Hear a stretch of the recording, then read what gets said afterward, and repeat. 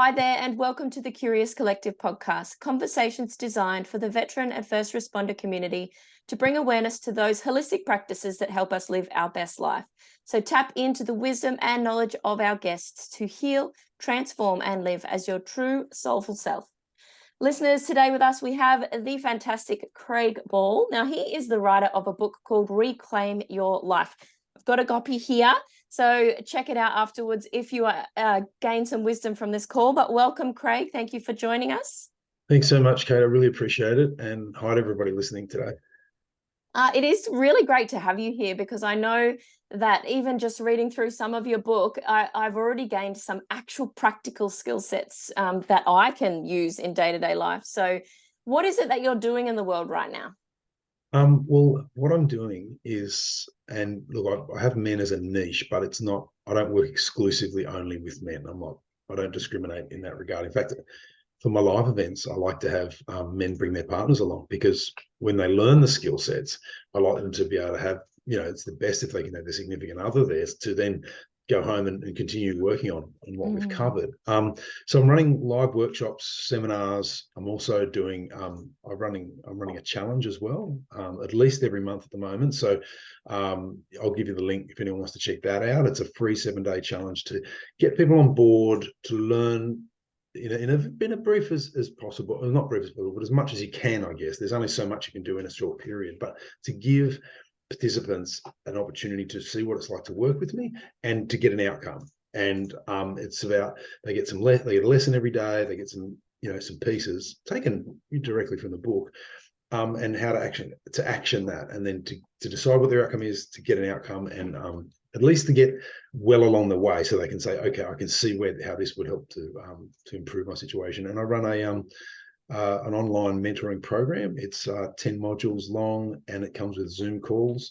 I encourage people to take at least 2 weeks to do each module so that they're not rushed and they've got time to do it. And every fortnight as part of that, they get 12 months access. Every fortnight as part of that is a Zoom call. So if they're really committed, they can get 26 group sessions with me on Zoom, which go for at least an hour. And so it's quite a hell of a lot of value. But what I'm trying to do is get them to see and get the maximum out of it they can, so that they've really made a significant breakthrough. Plus, I've also got my community events. I run a men's walk up here on the Central Coast, and I'm also involved with a new one in Terrigal, which I help support, and we're looking to do other things. So for people that really don't like themselves much, I encourage they can come and do the obstacle races that we do. We've got one close by as well. So I don't get as much obstacle races are fun. I love that kind of stuff, and I don't get as much uptake as I do with the walk. But yeah, people are always welcome to get involved because it's all about community at the end of the day. Yeah, I agree with that wholeheartedly. And so you do public speaking, you've got your online stuff. What is your main messaging through the education that you're doing? Like, what is it that you're teaching people? I'm teaching them a skill set and how to be. Ultimately, I want them to get to a point where they don't need me anymore. I want them to come on board, learn what needs to be learned, get whatever breakthrough or outcome they can, learn to sustain it and move on. And at the core of that is the original version of what today passes as CBT and is much more effective, which is rational emotive behavior therapy. But I get them to go through a series of things to take that on board. So a lot of books I've read and people I've spoken to, a lot of therapists who still practice this type of therapy, although it's not as common today, always complain, it's a 6-week therapy. Someone will come and see me, and if they ever come back after 6 weeks, it'll be at least a couple of years later, and I've forgotten everything they ever taught. But originally it was designed as a form of personal philosophy, and so it takes a little bit longer to develop a philosophy. But if people can make those shifts and make those changes, which are simply choices often, and reinforce those with a bit of regular practice, and take on some of these other things. I mean, ultimately, I'm teaching people to forgive themselves, to accept themselves unconditionally, to be able to challenge their thinking that's just not helping them, and to be able to move through that, reinforce that with various types of activities and actions. And it really is life changing. I mean, it's certainly changed my life. Yeah, I love that. And so before we shift on to hearing how you got into this line of work is choice. Yes, you mentioned choice there. And I love that you mentioned that because it's a huge one. People actually learning how to choose themselves and to know that they actually are the driver of their own life is a huge one. And the other thing that you mentioned there was that having those practical tools. What kind of people would come to you? What would be happening in your life where they might want to come and see you? It depends. Often, it's guys of all ages. Typically, I have women approach me as well, who through any of the things that I've put out there. I mean, I'm putting out at least three, often more videos a week, just sharing little bits of content to get people interested or make them start to think. Amongst the various things, there's at least 7 or 8 different core things that I come from that the information comes out from. And they'll approach me and say, look, either I liked your book or I really like following some of your stuff. You got any advice? And then they might come on board that way. There's multiple ways at the moment. I've also got a free Facebook group with over 1,000 members now, the Men's Mental Health Transformation, and I just share and I ask questions and just share things to sort of inspire people as well. Like none of us are getting any younger. I just ticked over 50 the other day, and so I'll Happy share. birthday! Thank you. I'll share lives of when I finish exercise and I look like I'm half dying, and just say, look, it's about intensity, or it's about whatever the lesson is for the day, whatever I want to share, and help people to get something more. Just fight for something more in their lives, and after a while the fight doesn't seem so hard. Yeah, I love that. And you're planting seeds of motivation for others too, which is so important these days. So how did you get to be doing the work that you're doing now? What was your sort of pivotal point? Well, back in the day, I guess it's been a journey. I was talking to my wife about it this morning, and she said, you've been working on these things for so many years. So it's been a very long journey. But when I first finished high school, didn't know what I was going to do, ended up working hospitality, was still living at my parents' place. But and I was, because of the nights on would be all night, the nights off, I'd be up watching late night television. I remember seeing, back in those days, Anthony Robbins used to still be on telly, like late night infomercials, showing my age, I suppose. But I found that inspiring that you could, because I never heard people talk like this. And sometime after that, I thought to myself, like, I'd go away and reflect on it and go, I could do this. This has switched me on so easily.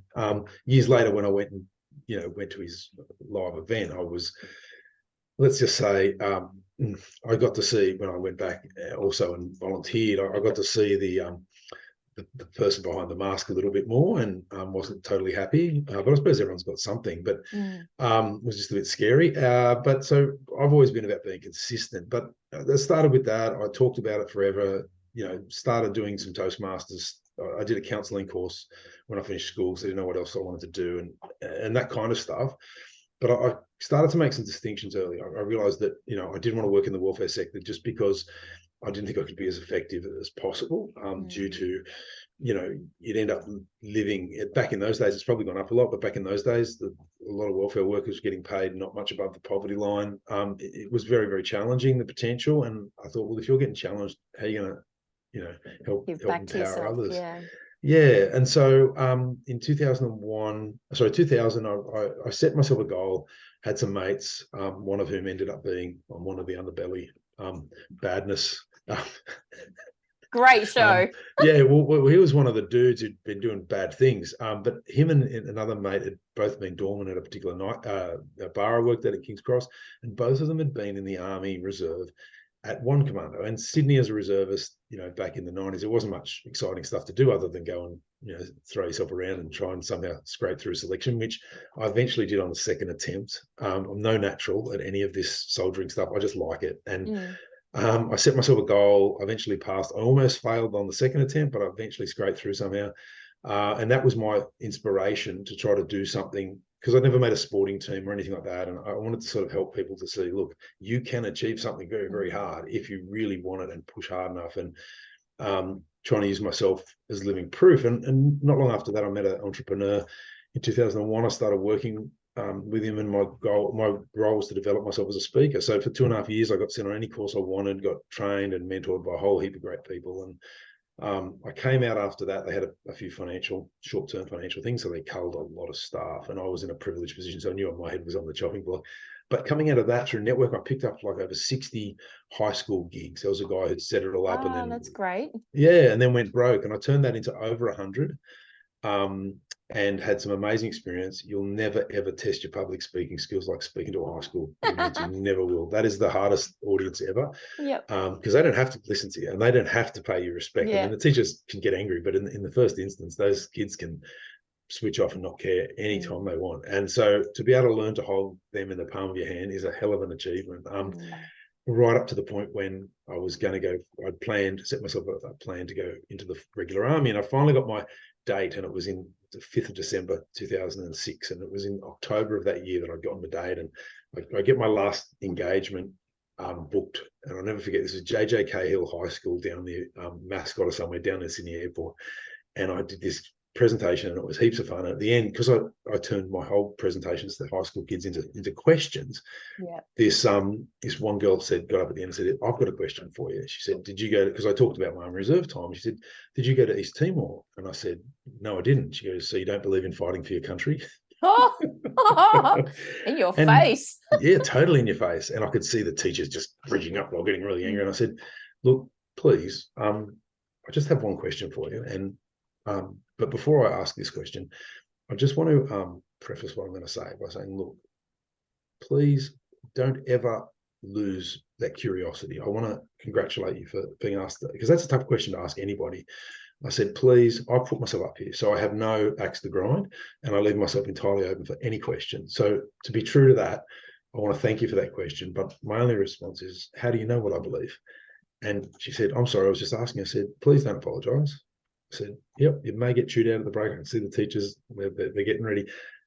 But I don't mind, because that curiosity is infectious, and I want that I only hope in your life that grows and gets more full on." But I said, yes, I did have an opportunity to go to East Timor. I still to this day regret it, but happy to tell you I'm signing up for the regular army within about 2 weeks. So I won't have a choice anymore, which is the plan.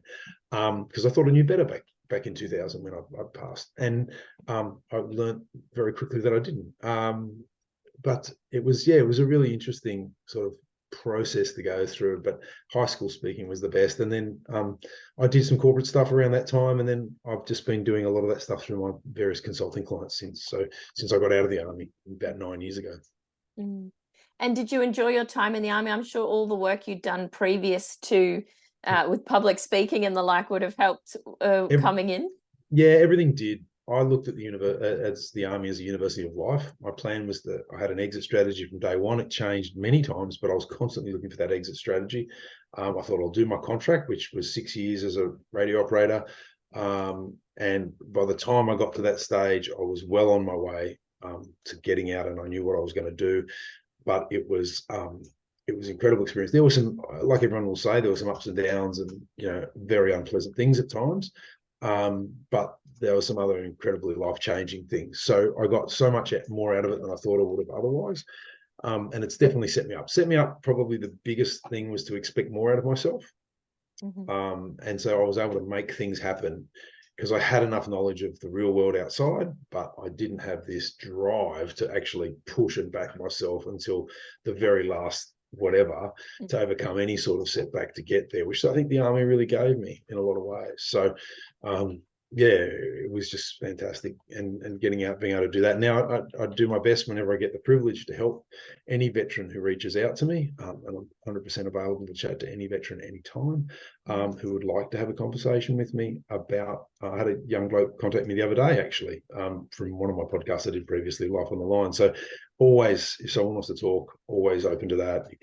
He found my Calendly somehow, and a Calendly link and set up a Calendly. I agree in vibrational attraction. So if you're putting out the right messaging, the people that are meant to come to you. So that's beautiful that happened. Now, this work that you're doing now with Reclaim Your Life, at which point so you'd already done the counseling before you joined the military, you did the military. When you got out, was it straight away into this work, or was there something that sort of drove you down this path?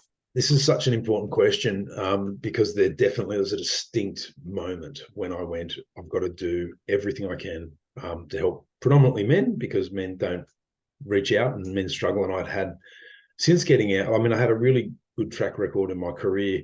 I had a lot of guys who would otherwise, particularly in the special operations field, otherwise be my heroes and probably be people I wouldn't otherwise know, reach out to me and feel that they could open up and share things with me, despite I had a role that was probably otherwise on face value might have been considered a lesser role in that world. And I had built some incredible friendships, but it was getting out and the loss of 6 mates to suicide. And I think it was the fifth one, and I hate to number them because I know that there's more than six, but it's a bit of a scary factor to try to even discover who they are, and very hard to discover who they may be. But a friend of mine had been a clearance diver, and he and I had reconnected. I was doing a presentation at one of the With You With Me events, and we started catching up regularly. He had a job set up. He really set himself up well, but he wanted to get into the type of consulting that I do, which is change management. And I'd even found him a mentor. We were all set to go, and he didn't make the first coffee catch up. I gave it about a day, and then reached out, couldn't get anything. And about a week later, or sorry, at the end of that week, our former platoon commander reached out to me and said, "Is this still your number?" I said, "Yes." He said, "Well, get on WhatsApp because I've got some bad news," and he'd taken his life. It was at that point, and through the tears and all the things that come with that I decided I've got to draw a line in the sand here, and I've got to use, because the program that I taught to that point had really helped a lot of people. And I'm very humble for some of the results, but I decided I'm going to focus this on men's mental health and really drive that. And that's been my mission ever since. So yes, there was a turning point. Absolutely. Giving someone that safe space. I mean, like he was there and he was having the conversations, but he wasn't having the real conversations. He was just still trying to put on that mask. So well, I had asked him, had you seen anyone, because I was getting a lot of benefit at that stage from what is now Open Arms. I still do get a lot of benefit from Open Arms, and I recommend any veteran listening, if you don't like them, keep asking for someone different. Because I agree with that comment. I learned from Gus Wall, and it takes about 6 visits to different people to find someone who fits on average. And don't put unreal expectations on the counselling. Don't expect them one meeting to change your life, because it won't. But you've got, and you be prepared. Like, I mean, that's why I work in the space I work, because traditional counselling can only do so much. You need to start to learn to do the work on yourself, and that's what I guide and help people. One tool in the toolkit. Indeed, it is. It's the pulling the plug to let the air out, but the air builds up again after a while. So, yeah. So I'm glad that you're doing the work that you're doing. So, what do you enjoy about it the most? What really lights you up about it? I enjoy walking away from a session with someone or a group of people feeling as if I've really, opened them up a little bit and helped them. One of the things that I love doing, and this even comes up if I'm doing a sales call with someone to see if they'd like to buy into the program. I give them a whole hour, and that hour is, we start with a 15-minute, do we get along? Do we think we can work together? Then I send them to a web page with a video to follow the video, and then answer 3 questions before we meet. Then we sit for an hour, and that hour is very open-ended, in which I ask a few questions, a bit like today, but I then go through a process where I will actually listen intently to them, focus on what they're sharing with me, and I pull out observations of things that I see based on what they're telling me, to help them to see that, to get them to start to think introspectively on themselves. And that hour is really designed to give them an experience of what it's like to work with me, so that they know if they were to work with me, they're under no illusions about what will happen. And if someone's struggling outside of the group sessions, because I try to make it all group session, because you can learn from each other. But if someone's really struggling and needs that one-on-one, they can always get it. Like, I'm not going to go, well, it's X, Y, Z extra. I'll always throw in some one-on-ones if they need it, just to help them to get what they need out of it. I mean, when people work with me, they get as much as I can give them, so it's a real passion. But walking away from any of the calls that I get to do, or the Zooms and stuff, feeling that I have left as little on the table as possible, so that they get the most out of that time. You're very much a man of service, Craig. So what is it that you do to fill your cup so that you can give from your abundance, rather than from a depleted space? What are your tools in your toolkit? It's, funnily enough, the things that I do are often things that give back. The men's walk that I started in December. So just a short story. When I was, we've insisted that our kids, we've got 3 young kids under the age of 7, and we've told them all, as soon as they're old enough, you're doing nippers. And the first season was last season for my son. And one of the dads told us up here that it's above the state average for suicide. So we decided, through nippers, I found that out. And so for men particularly, I guess, and that's when my wife really encouraged me. She said, "You've got to start a men's walk," because we got a lot of support from the men's walk in Penrith, where we used to live. And I've started it, and I get, as much as I give to that, I get a lot back from it. And that really helps to fill the old cup. Time spent with my family fills my cup in incredible ways. I get just spending time with friends and stuff. I had an incredible birthday weekend in October. We rented an Airbnb for a couple of nights and had just a good bunch of mates. And one mate drove all the way from Toowoomba, Oh, fantastic. 10 hours for one night to go out to dinner and hang out, and then left Dedicated to the cause. Yeah, and I don't know if you can tell, but I'm patting my dog today. I can't lift him up because he's too big, but yeah, it's time with the dog, and we've been very blessed up here with the place we've been able to get, and it's just the environment. My father had been living up where we live. We're only 2 k's from him, and I've been coming to visit him for 20 years, and I've been living here a month, and I said, you didn't tell me it was this good. It's made a significant the Central Coast has made a significant contribution to my mental health, I have to say. Beautiful part of the world. It certainly is. What you see behind me is the view from my local pub. So, oh, nice. Yeah, it's pretty good. Awesome. So the main things I've sort of gathered are you're just a man of service. You're out there creating community, giving back, and also allowing people to have a safe space to come together to enable them to have practical tools to create significant change in their life, which is absolutely fantastic. So anywhere that this is posted, there will be links that if you want to chat to Craig or find out more about what he's doing in social media will be there. But if there's any last words of wisdom for those thinking about the work that you do or creating their own men's walk, perhaps where they are, what would you have for them? Okay. I'd advise you to check out my my Facebook page for the walk, which is the Central Coast Men's Walk and Talk. Send us a message. I will give you any help you want if you want to set your own one up. The big one for me is exercise. Don't give up your exercise no matter what. And remember, that intensity can really set you up nicely for what you need to achieve. But also just start, if you could start anywhere, start by forgiving yourself. Life's hard enough. Just forgive yourself for all the things you're holding on to, all the things you didn't hold on to, and everything in between. You're only human, and you've got to learn to accept yourself unconditionally. It's the main building block, really. So huge and fantastic wisdom there. I'm reading a book at the moment that's called Letting Go by Dr. Hawkins. Oh, what a book. Yeah, so very much about self-forgiveness and just, sitting in the shit and just letting stuff go. So yeah, very valuable, wise words there. Thank you so much, Craig, for your time today, coming on this call, and also all that you have shared. My pleasure, and thanks so much for listening. Bye. Katie out. Bye.